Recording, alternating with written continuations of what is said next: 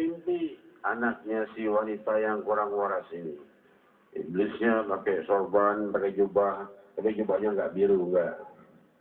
Ya, jubahnya lain. Dia tanya, dia bilang, anakmu nggak waras ya, obatin ke sana tuh. Orang rahib, orang soleh. Zaman itu, Bani Israel. Maka bangun, kakaknya mimpi yang sama, adiknya mimpi yang sama. Maka ya udah kita bawa nih perempuan ke sana. Gak mau rahibnya orang saleh ini, gak mau saya berduaan dengan perempuan yang bukan muhrim. Sama laki-laki aja saya takut kejeblosan ngomongin kesalahan orang, aib orang. Bagi sama perempuan yang bukan muhrim saya, bagi sendiri lagi. Gak ada ibu atau kakaknya yang nemenin. Bahaya, gak mau.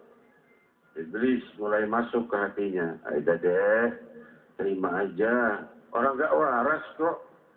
Kalau waras mungkin kamu risau. Nggak waras ini. Ya, gimana ya? Ya udah, bikinin rumah di sebelah rumah saya. Jangan serumah. Saya nggak mau serumah. Serumah nanti satu rumah jadi bercampur antara saya dengan dia. Dia lewat, saya lewat. Orang nggak waras lewat nggak pakai pakaian. Saya yang bingung. Bikin rumah di sebelahnya. Bikin rumah sama keluarganya di sebelahnya. Saya cuma mau nengok ke sana cuma buat ngasih makan doang. Saya nggak mau berhubungan dengan orang yang bukan non-murim, nanti membahayakan iman saya. Lalu kasih makan pagi, siang, sore, iblis bisikin. Ajak ngobrol dong, tanya kabarnya. Baik, baik, sehat, sehat. Dakwah, kali aja jadi sembuh. Diikutin, gimana kabarnya? Baik, baik, sehat, sehat. Aduh, saya dikurung begini. Ya udah. Kamu kayaknya mulai waras. Buka deh. Ngobrol, akrab. Akhirnya terjadilah hamil. Udah hamil, bingung ini. Mau kemana nih sekarang udah hamil begini? Tuh, jahatnya setan. Jahatnya iblis. Kau sekarang perempuan itu hamil. Nanti ibu bapaknya datang. Kamu ketahuan dia hamil, maka di saat itu kamu akan dibunuh dan kamu difitnah sebagai ulama yang memperkosa muridmu sendiri. Ntar kita lanjut lagi, Ustaz Agung. Subhanallah, begitu halus godaan iblis, dan itulah tadi sebuah contoh, sebuah sejarah yang pernah terjadi, dan tentu saja akan kita ambil pelajaran bahwa kita sebagai manusia, walaupun seperti sosok orang beriman, tapi jangan lupa, iblis begitu jeli melihat sisi-sisi pintu yang terbuka dari sudut mana dia akan masuk. Nah, pemirsa, pada kesempatan kali ini kami memberikan kesempatan kepada para hadirin. Ada dua apakah dia itu suci dan sah melakukan salat itu? Gitu, Bib. Terima kasih. Wassalamualaikum warahmatullahi wabarakatuh. Baik, menggunakan tato ya. Oke, ada lagi? Oke, sambil menunggu untuk bagian ibu-ibu, ada satu penelpon dari rumah. Halo, Assalamualaikum.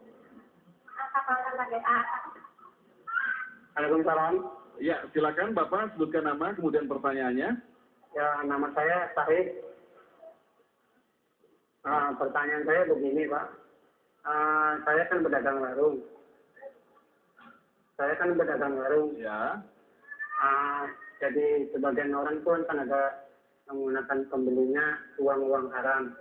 Untuk pedagangnya ini halal apa enggak? Oh, menggunakan modal haram begitu maksudnya? Iya. Baik, terima kasih Bapak atas pertanyaannya. Ada lagi?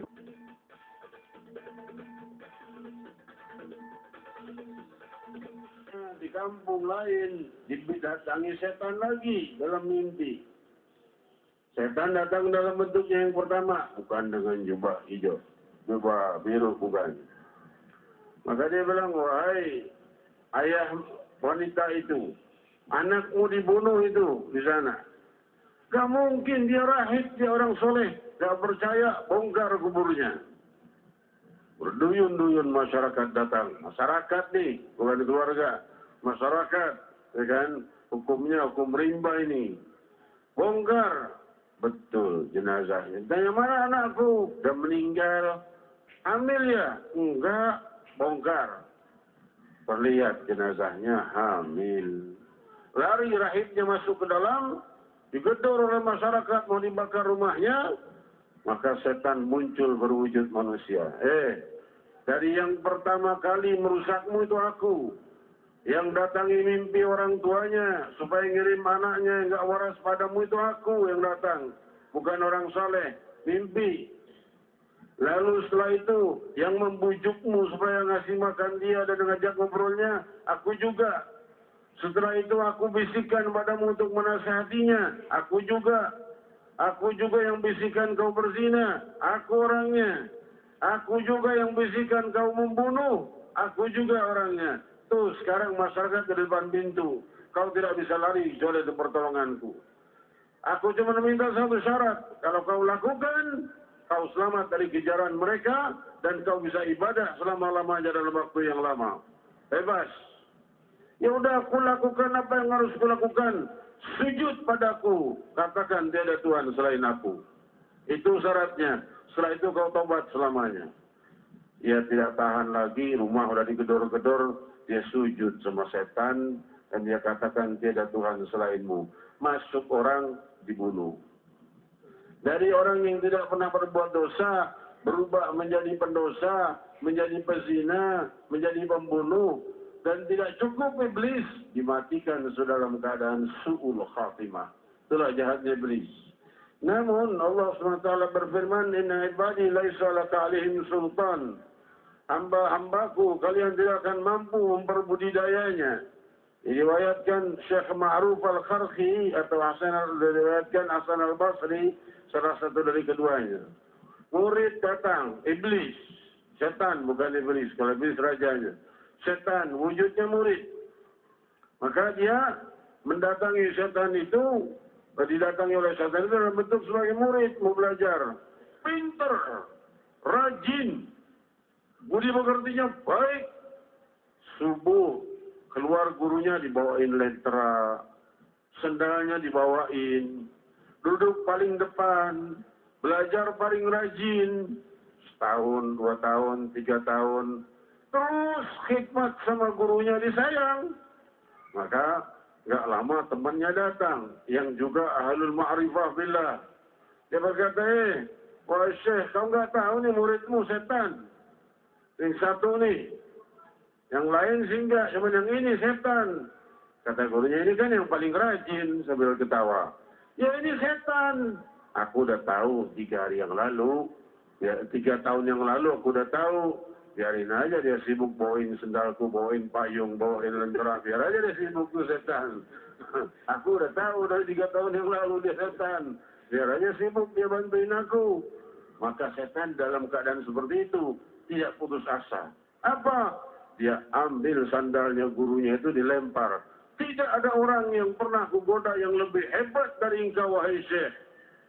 Syekhnya ngambil batu dilempar setannya. Mau nyoba aku supaya jebak dalam kesombongan. Supaya aku kira, nggak ada orang yang lebih dari aku sampai digoda setan. Aku orang yang paling banyak berdosa.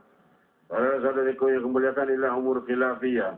Kalau sekarang menjadi khalifah, maka layak tunduk seluruh alam semesta kepadanya. Hadirin hadirat yang dimuliakan Allah, kita berdoa selanjutnya, segmen berikutnya kita akan berdoa bersama. Tapi masih ada pertanyaan ya. Ada 2 pertanyaan yang cukup singkat. Dalam waktu yang singkat akan dijawab oleh Habib. Saya singkat saja. Yang pertama masalah tato. Tato haram hukumnya. Memakai tato dosa, ya, haram hukumnya dengan secara mutlak di seluruh mazhab.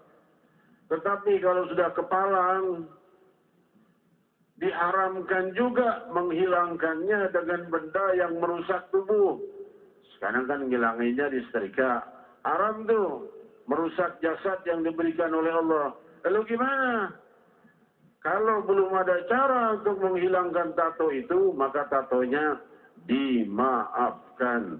Biar kata dari ujung rambut sampai ujung kaki tatonya.